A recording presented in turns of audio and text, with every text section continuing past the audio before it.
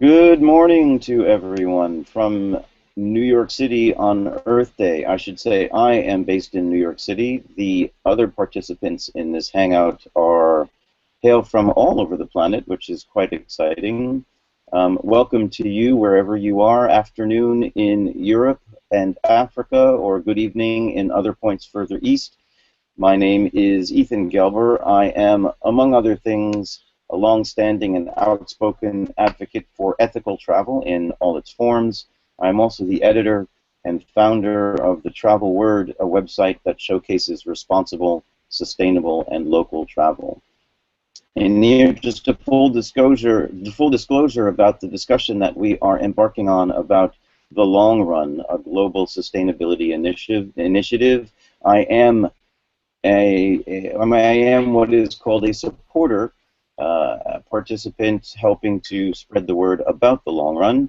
I am honored to help facilitate this discussion on Earth Day, of all days, about the long run, what it is, what it strives to accomplish, and what big steps it is taking in pursuit of its very noble goals. To that end, and to move straight into the conversation, I'd like to introduce you to the many participants.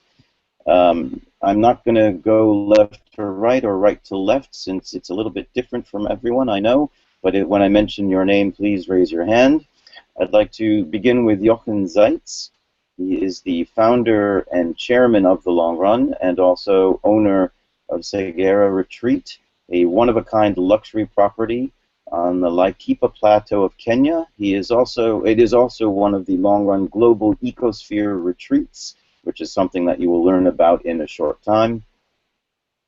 We also have today with us Susan Craig, a board member of the Long Run and owner of Tahi, a secluded ecological luxury retreat on the North Island of New Zealand. She is Tahi is also a global ecosphere retreat. I've been told that Susan is also a specialist in Manuka honey production or gathering, and she'll maybe have a moment to tell us about that.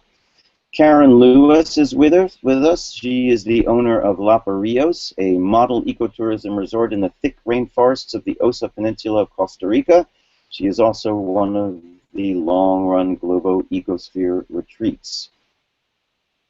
Michael Lutzava, is that correct? Is the owner and general manager of Grutbos Private Nature Reserve, a fourth of the Long Run Global Ecosphere Retreats, present with us today. This one located overlooking Walker Bay on the western Cape of South Africa. He is joined by Julie Cheatham, the director of the Grutbos Foundation. We have with us Arnfinn Oines, whose title is the Social and Environmental Conscience of the Soneva Group, another Long Run Alliance member that manages luxury accommodations found in Thailand and Maldives. Nabil Tarazi is with us, the founder and managing director of Fainan Eco Lodge, an energy self-sufficient hotel, and also a member of the Long Run at the southwestern edge of the Dana Biosphere Reserve in Jordan. We have Priscilla Murillo of the Pacuare Lodge, an eco-friendly paradise found within pristine rainforest, also in Costa Rica, and another member of the Long Run. And we are joined by Delphine Malaret-King, the Nature Resource Management Coordinator for Technical Assistance of the Long Run. That is quite a mouthful for me, but welcome to you all. Thank you for joining us this morning, afternoon, evening, from wherever you may be. A reminder to our viewers, there is a Q&A app open and running throughout this Hangout. If you have any questions, please do tune in. Type your question in that space. It will come through to me, and to my best ability, I will try to address it. We have a lot of people present. We have a lot of topics to cover, but I will keep an eye on that and try to bring it in. If you are listening via some other medium or platform and would like to ask a question, you can also do so primarily via Twitter. Please use the hashtag AskJZ, ASKJZ, and someone keeping an eye on that will communicate that question to me. With that all said, let's jump right into the topic at hand. The long run, what it is, how it came about, where it sits in the overall global sustainability movement. The best person to address that is Mr. Jochen Zeitz, the founder of the Long Run through his Zeitz Foundation. He is currently the chairman of the Long Run. Jochen, would you like to lead us into our discussion with a presentation about the Long Run?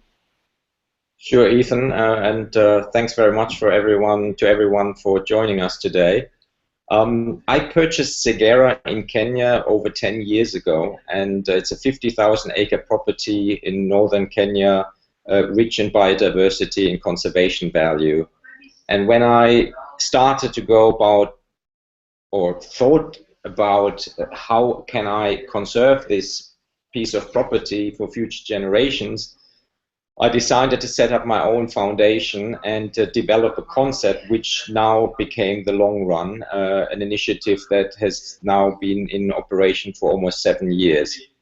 The philosophy was first. We created a philosophy that is built around what we call the 4 C's of conservation, community, culture, and commerce, because we felt that it was important to manage land or water-based places in the world holistically and not just conserve for the sake of conserving nature, but also have a community platform attached to it, look at cultural dimensions that are important, and last but not least also find a sustainable platform that could provide a business, a commerce that would ultimately long-term sustain initiatives rather than just sustain them through philanthropic causes and donations, to also bring in a business element and hence really manage Segera according to what we call the 4 C's. That was the starting point.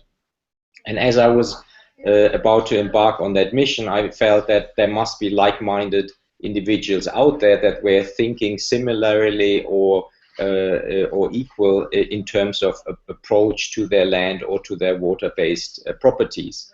And that's when the idea of joining up with others was developed. We first did a lot of research, came up with founding members that we felt could really carry this initiative globally and get behind the 4 C's and help us develop principles and a certification, as we called it at the time, around the 4 C's, which we could use as a template to then also introduce to others around the world.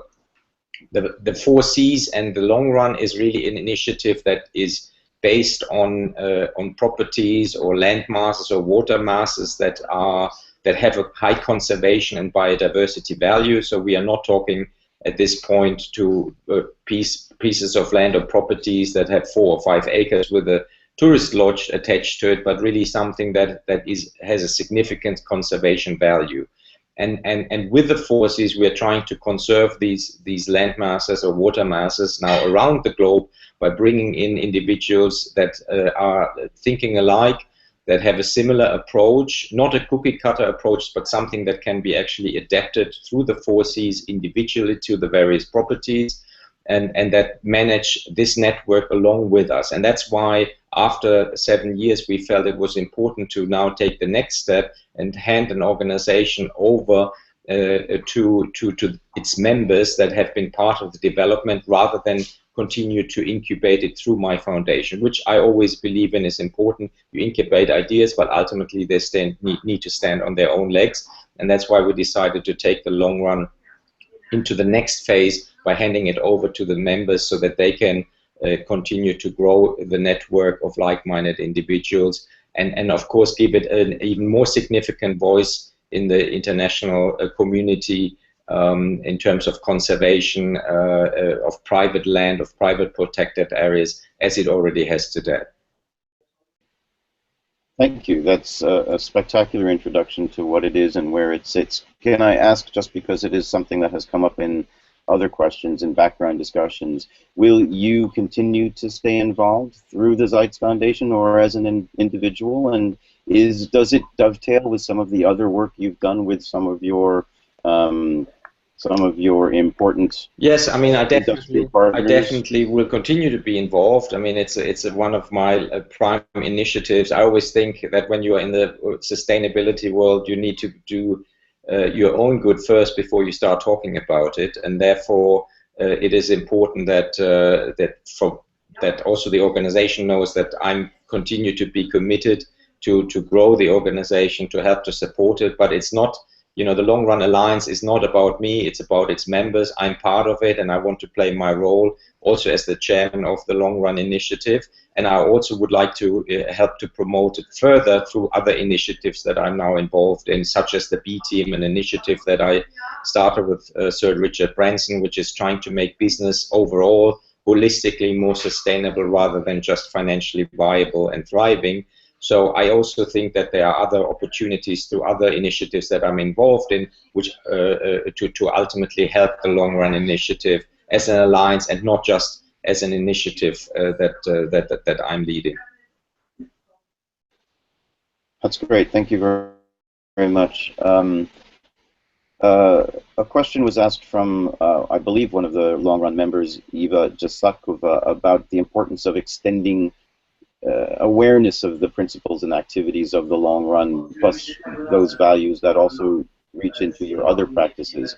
Is there something that you, as a high-profile individual with great reach into other partnerships and other businesses, have been thinking about doing, or is it really now time for the long run to stand on its own 2 feet and find its own way? Well, I think all of us are ambassadors and advocates of the Long Run Initiative, and all of us present here and online, I think, have an opportunity through social media, through speeches, conferences, and our own initiatives to further the cause of the long run, to spread the word. I'm doing that, you know, by being in high-profile events such as the World Parks Congress last year in Sydney. You know, being a frequent speaker and in large conferences. So I'm trying to contribute also through that. It's important that, most important is actually that, you know, we are considered a leading organization and alliance that has high standards, high principles, that is recognized. We were just recognized with the GCTS certification. So the tourism industry is now looking at us as a certified certification that is certified by them and accepted by them. So, you know, overall, I would say we are already within the conservation world recognized as one of the leading standards. But of course, we also want to get the public more involved and interested, potentially get people to visit, more people to visit to the various properties that are now around part of the Alliance all over the world, and hence creating and building awareness for those properties that are doing great things around the world will be, of course, also an important focus.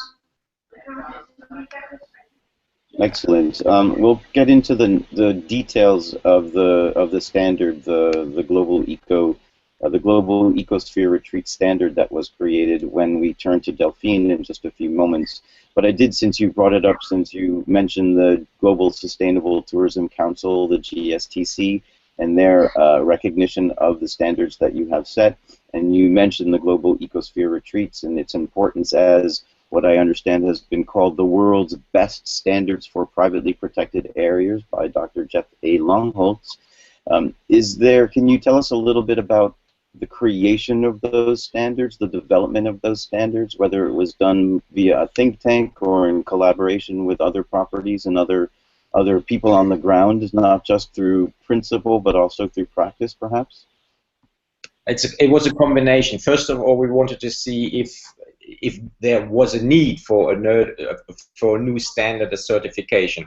I always think, you know, you don't need to reinvent the wheel if something's already out there. So we started with an extensive amount of research, put a researcher behind looking at existing standards to see if any of those would actually fit what we are trying to accomplish. And as I said earlier, we are talking about conservation of areas with conservation and biodiversity value. We are not talking about a hotel standard that, you know, looks at a specific building or at a small area. We are trying to really preserve large masses of land or water, and therefore it was important to see if there was already anything out there. We didn't think so. In fact, talking also to a lot of those organizations, we felt that a lot of them had good ideas and good approaches, but not necessarily in a holistic approach as we have.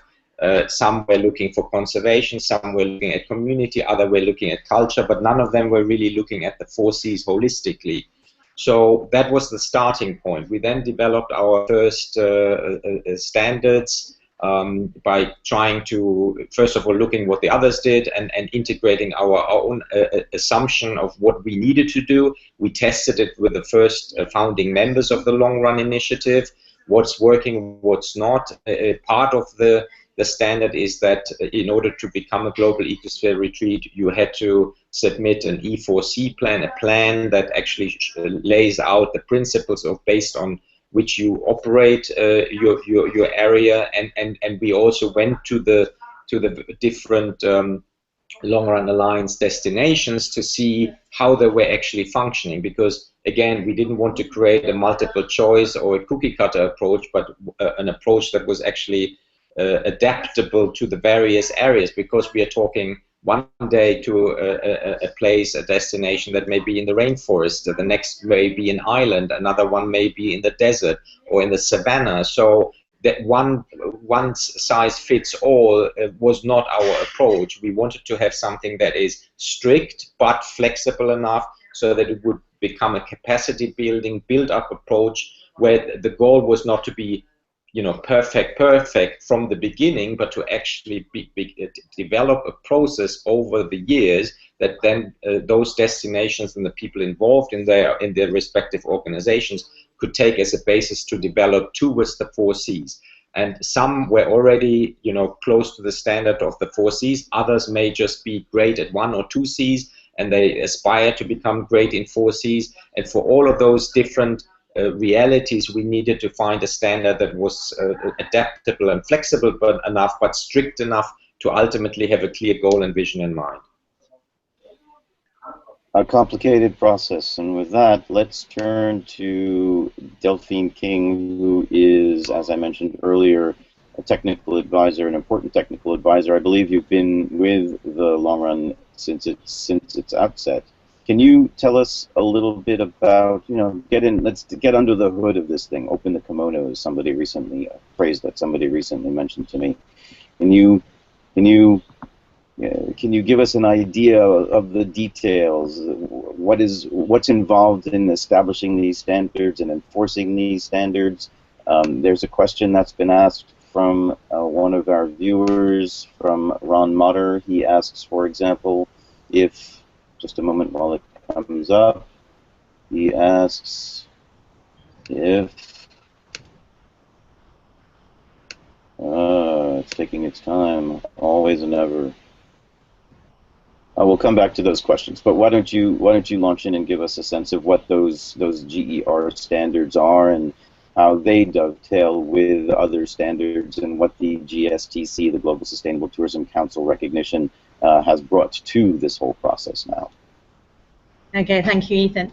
Just to correct, I've been with the Long Run for a year and a quarter, but focused on the standard development last year. The standard, I have little to add to what Jochen has already said, but the particularity of this standard is its in-depth coverage of the 4 Cs. It's, as Jochen said, it's a standard that is not trying, it's not a cookie cutter, so it's a delicate balance on strict looking for results without stifling innovation, because that's what we're about. That's what the platform seeks, innovative individuals, innovative approaches. And it's divided, in the 4 C section. It's 87 criteria, which are both qualitative and quantitative, to try and deal with this being flexible, to be adaptable to a global audience, but also this idea of encouraging innovation. As Jochen said, one also innovative part is the fact that it requires the candidates to show through a strategic plan their commitment to sustainability, to holistic sustainability in the future, and their commitment to continuous improvement towards sustainability. I think we all agree sustainability is, you know, the graal. It's a very complex and difficult thing to achieve. So it's a tool to encourage excellence, and the team is there to support excellence and innovation to emerge.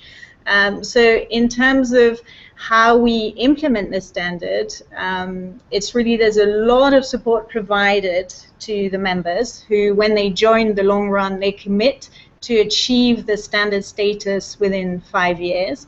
It's a big ask, and as Jochen say, what we're looking for again is commitment, innovation, demonstration of some impacts already.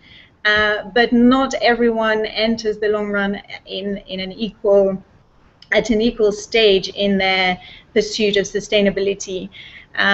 So what we do as a team is, through the technical assistance facility, is assess where the members are at, where we can support, how best to create exchange between relevant members who've pioneered, some relevant innovation, who've struggled with the same challenges, and then seek expertise, provide expertise from our own team, and then once the destination and we feel they are ready for an external assessment, then it's handed over to an external assessment body. So there's a clear separation between our support, a constant support, and then the evaluation aspect. And this was a change that was put in place last year, actually, this separation. And okay, sorry. No, go ahead. Please continue. Yeah, but and in relation to your other question about the GSTC, again, this was it's a very exciting milestone for us who've worked hard to get there. The GSTC standard requirement was a great guide for us and helping us create a more robust standard that can be more objectively viable and eventually more scalable. We had a very unique approach at the beginning. I mean, we still have a unique approach, but it was an approach which was difficult as the membership to implement as the membership grew. So we're trying to find ways in which we can commit and join the journey with the members, and then have an evaluation process which is more objective. So the recognition of the GSTC for us is a great achievement. It provides credibility to us. We've achieved a benchmark, and I think we go beyond their requirements. But it's joining and being recognized in the tourism industry as a credible standard. And I think this will also help our members, optimize the benefits of having their incredible efforts recognized by a globally recognized standard. Excellent. There were two questions that were asked. I want to address these quickly and then turn back to Jochen before he has to turn to other tasks. The first is, and this is from Ron Motter coming through the Q&A app, is there a cost to be certified? Is there a price for either, I guess, the long-run review of the standards review, those 87 standards that you mentioned, or for the external certification that then has to take place? Is there a cost? So the diagnostics that we call and the support that we provide is covered under the membership, and we provide our time. If we need, as the team, to do an on-site visit, usually the cost of our traveling is covered by the member destination. So it's a cost share approach, but our time is covered under the long run. Now that we have separated the evaluation and the support function, there is a cost involved. We are still working out the modalities, trying to keep the cost down, and developing an experts network so that it's important to understand that a standard is as good as it is implemented, so as its implementation, as the rigor of its assessments. So we need, what we're currently doing is trying to develop a larger network of potential assessors who have the rigor and understanding of the 4 Cs, so that cuts traveling costs. For the moment, in certain cases, we share the cost of the evaluation of the external assessment, depending on the situation. And the second question is, I mean, I'm gonna interrupt right here just for a moment because I do want to respect Jochen's time and allow him to turn to other tasks. So I'm gonna very quickly, for now, return to Jochen and just ask. Well, first, thank you for being present and sharing your story, the creation story, as it were, of the long run and the long walk that's been involved thus far. It's going to be a much longer walk, which takes me to the question that I will ask everyone else at the end, but I wanted to ask you before you go. Where do you see the long run in 5 years? Where do you see the voyage taking us? Because it is called the long run. It is not the short haul. This is the long run. Where are we going to go, and how are we going to get there, and in what kind of time frame? What's the future? I think 5 years is a great time frame. I always sort of think it's long term, but it's also short term, so you don't lose your activity and eagerness to achieve your goals.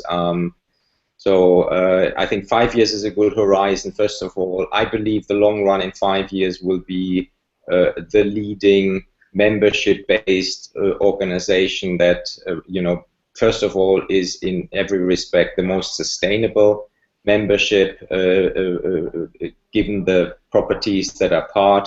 We would like to, of course, if not triple or quadruple the acreage under management of long-run destinations and alliance members. Until then, I believe that we will be a leading voice when it comes to setting the agenda for how to preserve land or water sustainably through private initiative that has a commercial, meaning a business platform that helps to sustain the other 3 Cs rather than a purely philanthropic endeavor. I believe business needs to be a force for good. Business needs to change the way it is doing business by being socially, environmentally positive, ideally, at least minimizing negative effects and using business as a force for good. I believe that we can be an organization and membership that can be a voice and have a voice to showcase that business is not just out for financial benefit that is short-term oriented, but that can actually contribute positively to this planet and the people. And as such, I hope that many more people will come and visit the destinations and support the individuals that have put their heart and soul into creating the incredible places that I can only recommend everyone to go to, simply because they are done with passion, they're done with love, and not for financial benefit as the primary objective. And I hope that more will support and also maybe get inspired in the next years to do likewise and go home to their places and see how they can contribute to a more sustainable way of living. And therefore I hope that we will also be able to bring more people to come and visit those properties around the world, so that it's a win-win for everyone. Thank you. Fantastic. Thank you so much. Thank you for your strength and initiative and clarity of thought and ethics of supporting all of it. I hope the conversation continues here and in other places, and certainly within the network, the Long Run Initiative network. Have a great evening. Onward to other things for you. I'll return to the conversation with everyone else. Thanks again. Thanks everyone as well, and good luck. Bye. Bye-bye. Delphine, back to you just to close out on the question that was asked by Ron Motter. You talked about the cost of certification. Jochen just mentioned the value that's placed on something other than something other than profit is the primary baseline, the triple bottom line approach, which of course in the long run parlance is the 4 C's. There is the question that Ron asked is how transparent the assessment process is.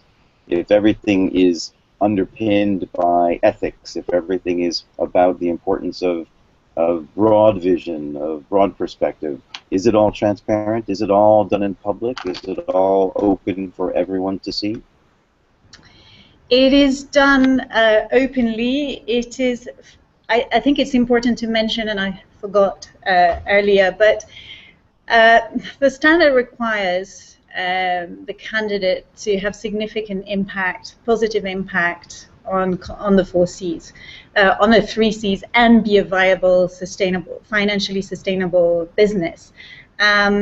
So when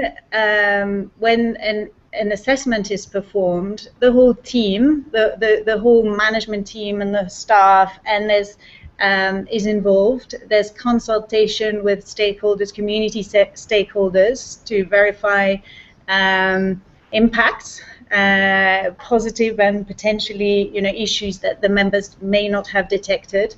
There's field visit. It's a very comprehensive assessment, and I'm sure some here will talk about it. What's important is also the discussions that occur at the time of the assessment, which is about how do we address these challenges. Discussing some fundamental issues that destinations are facing all around the world. It's not a tick box process. It's a very fluid process, but very in-depth, and we have tried to make the standard bite-sized enough so that we can tick some boxes. But it is a very transparent process. Then the results are posted. The recommendations are posted on our website once and there's a whole part of the report that goes on our website. Excellent, thank you. With that in mind, and because everyone else has been very patiently waiting, and I thank you all for your patience, let's turn to all of you. You are the practitioners. You're the people on the ground turning principle into practice, or having taken practice and helped to define the principle behind it. Not an easy process, and I'm going to ask a blunt question which has been brought up in some earlier discussions, and that is, despite the high-mindedness and nobility of what you're pursuing and the ethical value underpinning it, do customers care? You are the face of this, and you are a consumer-facing product. You are working with people. You're trying to market yourselves to an increasingly demanding public with a variety of values. Does all of the work that you've done in adhering to the standards set by the long run as part of this ecosphere retreat standard and the certification that can come from it, does it matter to the people who are visiting your properties and learning about the destinations in which you sit? Suzanne, why don't we begin with you, if you can unmute and tell us a little bit about all of this. I think it does matter, and most of the people that come because it does matter to them. And when they do come, I think it matters even more afterwards, because they've seen the process, they experience what it's like on the ground, as opposed to perhaps another eco-retreat, or even not even an eco-retreat, another resort that they've been to. And I think you mentioned earlier about the honey.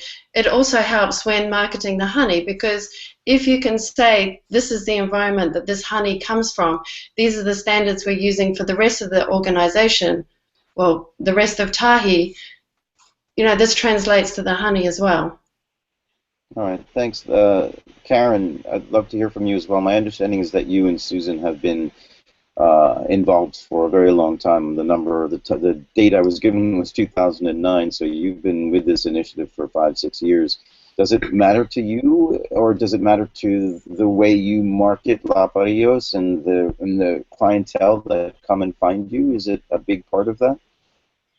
I think it's always mattered to us because our standards from the beginning, you know, were to be as sustainable as possible. And that was, I hate to admit all of this, but that was 1990 when the word ecotourism was hardly known, and standards as to what underpins ecotourism was much less known. And it wasn't until in the late 90s when Costa Rica started to create the Certificate for Sustainable Tourism, the CST, that that I became much more aware of what it was that was defining our product, La Barrios.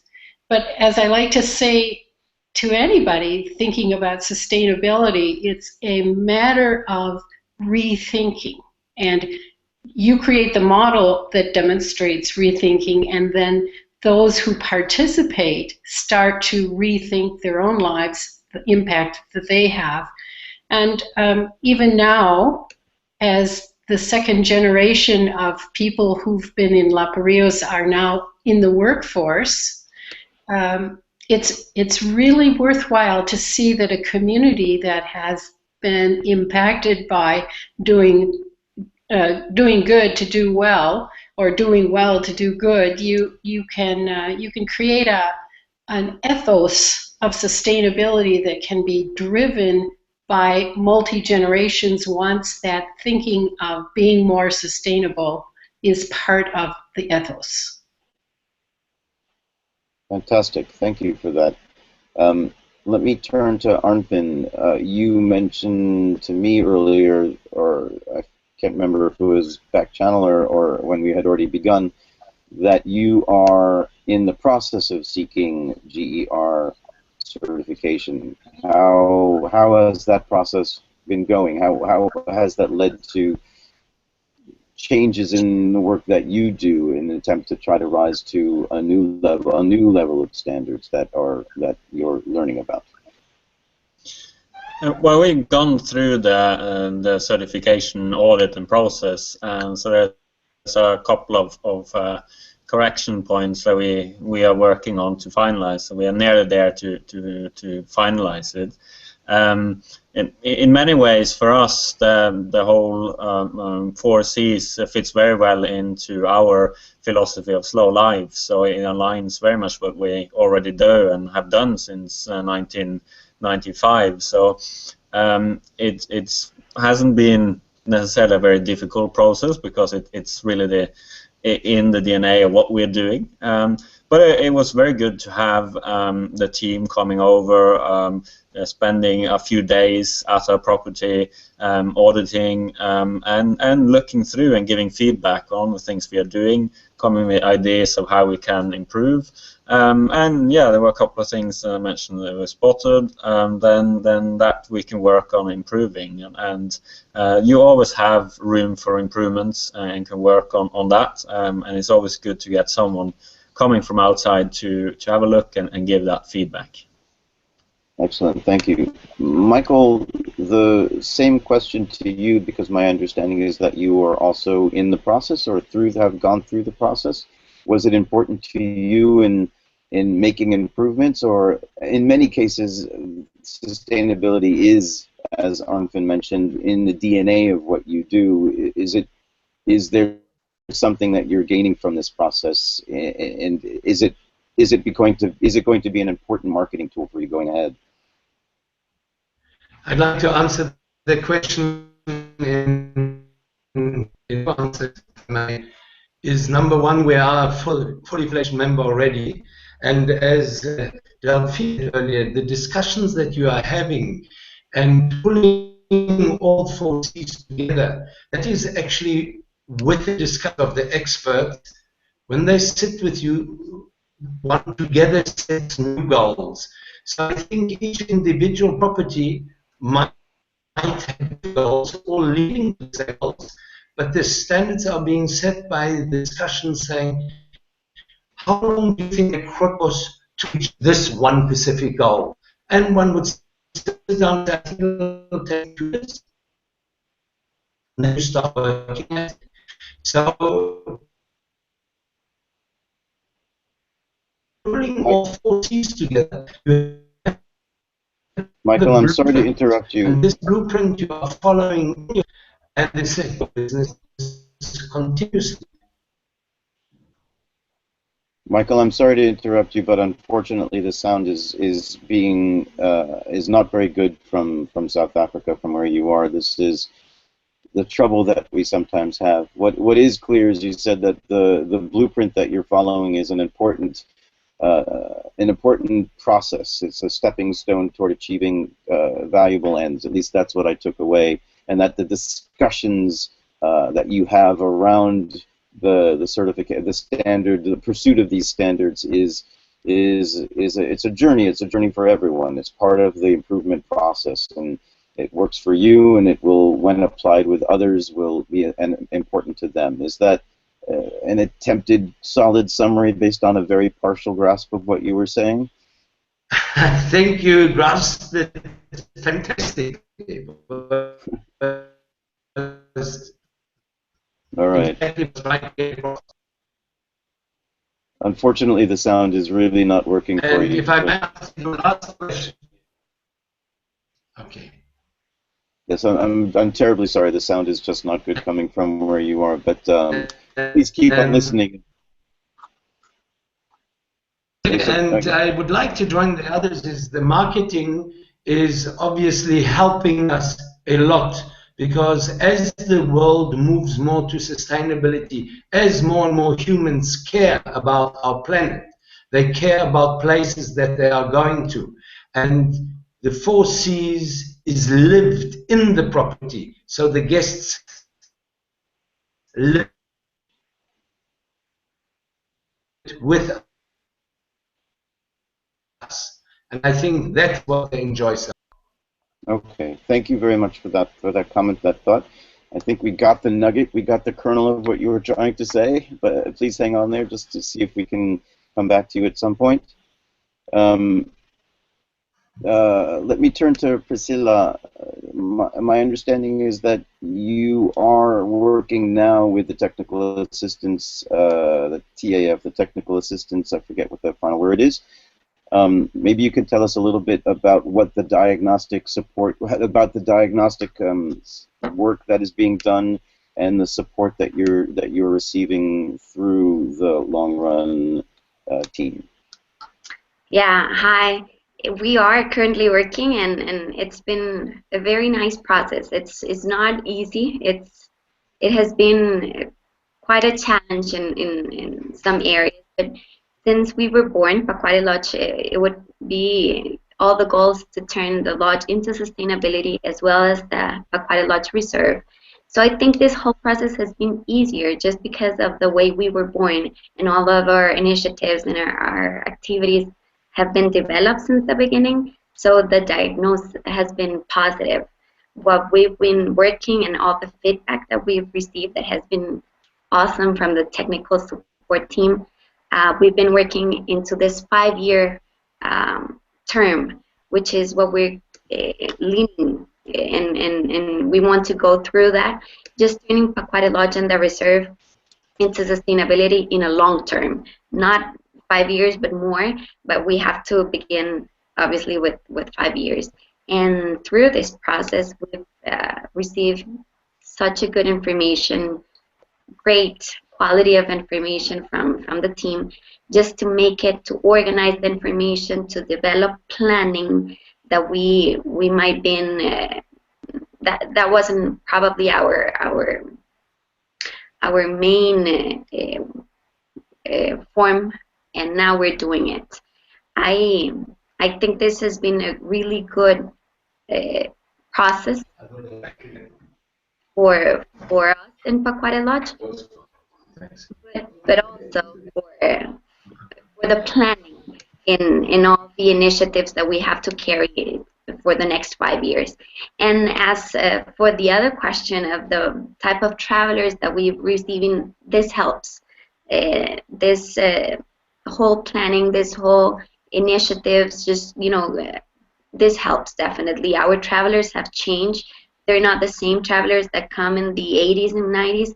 the ones that come here, they're looking for this information. They are hungry. They are hungry to learn about sustainability. They take a little as well into their homes, back into their places where they work, where they live. And I think this definitely helps in the market as well, marketing as well. Excellent, thank you. Nabil, let's come to you. Many of the same questions. How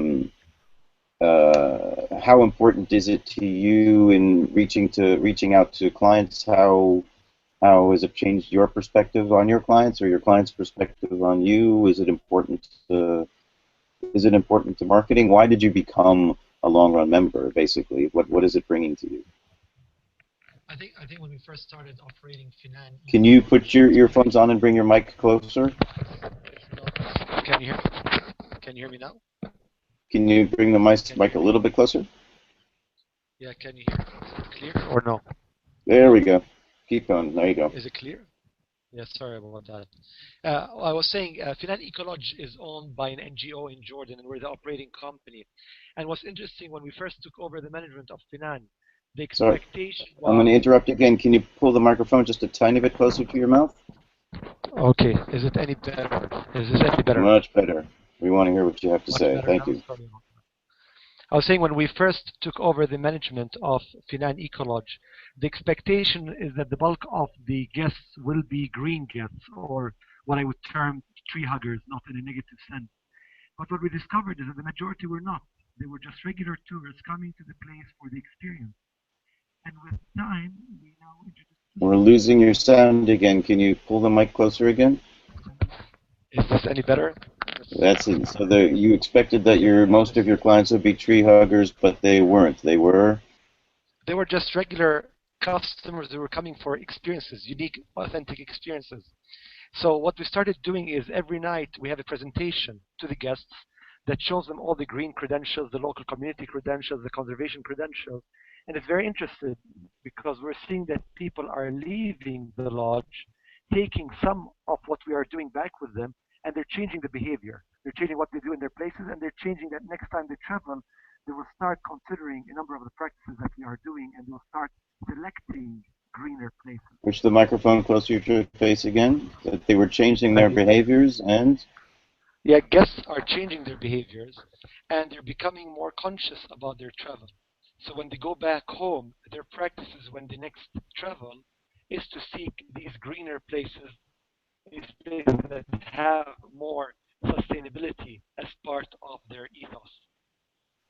So they it started fading out again, is that it changed their behavior and it changed their desire to pursue other kinds of responsible, sustainable eco initiatives. That you were part of the process of change, that you were part of the education, yes. correct? I think the education is very crucial, that we are getting people just changing the behavior when they travel. That is correct.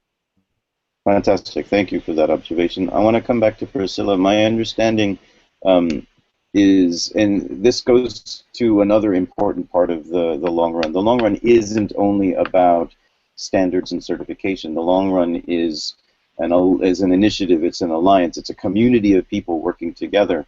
Nabil mentioned the value of education and bringing consumers into that community of people, but there is also a local community of people in every one of your destinations, and my understanding is that you do quite a bit of work with locals, with joint ventures, supporting joint ventures, and helping to bring them into the fold, even if they may not be directly associated with the long run. Yes, that's true. That's one of our strength points, I would say. Because of where we're located remotely on the side of a river. It's quite complex to get there. We have either the river or a 4x4. It's not available all year long. It depends on weather. So the ground transportation, it's not always available. So we have two areas that we have close from the lodge, Bajo el Tigre and the Quebeca Reserve. They both, as I said, they're located so remotely, they don't have much of an option And I think we, as with other lodges around us, have been their way to develop and support their households. Pakwari Lodge has built a very nice and good platform for them to build their own businesses around tourism and sustainability. And this has been just awesome, working with them, developing the program since the beginning. I can mention a couple of examples. The horseback riding, we don't own the horses, but Katya, which is one of the part of our staff, owns with her family the horses, and they provide us with the service. Same thing with one of the adventure tours in the river. Food as well. They provide us with a lot of products, fresh products, and some other initiatives that we have been helping them to develop, and they provide to us and to other lodges and other organizations close from us. Great, thank you. I want to ask a quick question of Susan, again, because I'm getting fed some information as I go. Susan, it's my understanding that you've been to every single, or at least most of the annual meetings, and this goes to the value of community. The long run is a community. The long run is not just about certification and standards. The community is local. The community is support for locals. The community is embracing travelers, but the community is also all of the long run members themselves, whether they be certified with GER standards or members in pursuit of those standards, or a simple supporter as I am. Can you tell us about the community that has evolved from your participation in all these meetings? Well, it's a wonderful community. Yes, I have been to every single one, even before the long run started, when Jochen was just, I suppose, exploring the feasibility of it. It's a fantastic platform for sharing knowledge, for meeting like-minded people. It's definitely a more challenging path to take. So it helps, and it's inspiring to hear the journeys that other people are taking, their solutions to various problems. Even if it's a very different environment, there are a lot of problems that are similar or overlap. And it's a very encouraging and supportive environment or community. Fantastic, and that community extends, and I should have said thank you for what you said and for what Priscilla said earlier about outreach into the community. I know that everyone is working with locals in their communities. I know from first-hand experience in Jordan that Fenan is actually very involved in work in its community, and that's just from my personal experience. I've been told that, Michael, you were also very involved in development work in the Grutbos surrounding community. I imagine the same is true for Arnfinn and Soneva and for Karen and in Costa Rica, for everyone in that particular case. I want to come back to Karen because she did want to bring she wanted to mention something about well, Karen, you speak for yourself. I don't want to put words in your mouth.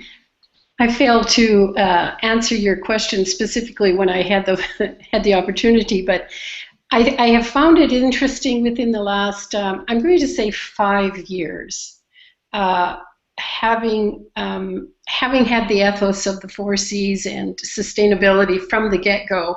It only mattered to us, seemingly. It felt that way in the 90s.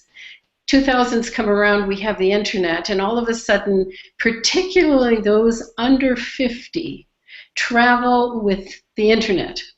And so some questions I've got some answers for are, what are search words that people use when they're looking for a holiday? And under 50s are using the word sustainable travel, sustainable tourism, ecotourism, sustainable, but the word sustainable is always within. And as an experiential teaching to that, when our guests go behind the scenes, because about 10 years ago I started this tour that let's give a demonstration to our guests as to what's really underpinning the values here. It's called Twigs, Pigs, and Garbage. so many people leave much better having understood what it is. And as Nabil said earlier, when the guests have a good experience in one lodge, and this is the benefit of belonging to a consortium, is that then where else can I travel to know I'll have this same kind of interactive experience? That's a great point. That is a spectacular point. Arnfinn, I want to come back to you to make sure that we give everybody a little bit of time before we run out of time. I imagine that you have been active in your community and are learning to be active in the long-run community. How has community and support and interconnectedness helped you in what you do with Soneva? Well, the community that we operate in plays a very important part of how we deliver our service. And one of the things we always focus on is to hiring local hosts, as we call our staff. From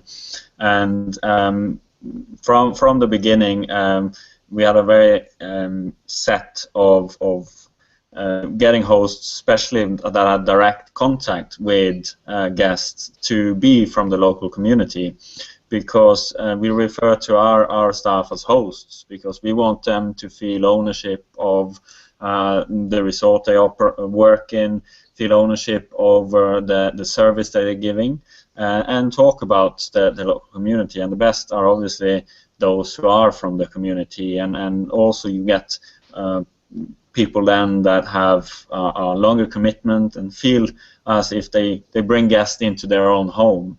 And that's something that our guests very much appreciates. They really love, and we have a strong repeat business. In the Maldives, as now Fuji, we have 50% repeat business, and a lot of the guests, when they come back, they specifically ask for the host that they have been taken care of from the last day, and they can come back for the same host, and that's really the true power of using people that are from the community and have that ownership, and not just a transparent coming and going. Thank you. That's an important point, the value of relying on community. Michael, let's test your connection here. I know that I could see from the way you were shaking your head that you wanted to say something about community, and again, I've been told through a back channel that you have been working in sports with sports initiatives in the local community. Let's test your connection there. Yeah, I keep on losing connection. That is actually why I was shaking my head. I don't know, can you hear me? Yes, we can. Okay. I think, especially in South Africa, working with the communities is extremely important due to our history, the apartheid era that we had. So our communities often are still segregated, not by law anymore, but what happened.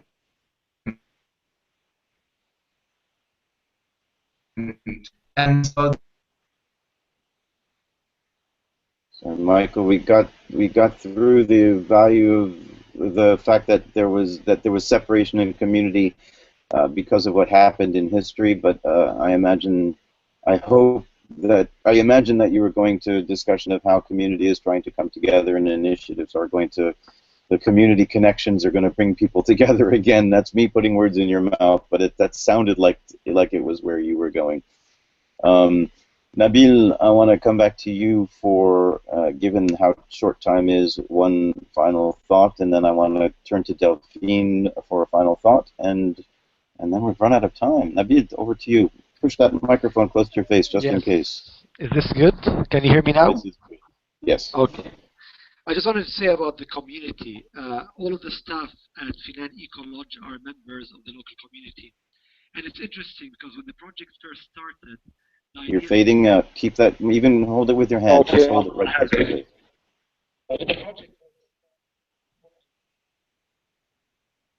Now we can't hear you at all. Nabil? Can you hear me now? Yes, we can. Yes, we can. Yeah, okay. We can't hear you again. sorry. Okay, is this any better? A little bit better. Finish the thought. Yeah. The project was to help the community, but because the community is so integrated into the project, people now come back because of the authentic experience they are getting from the local.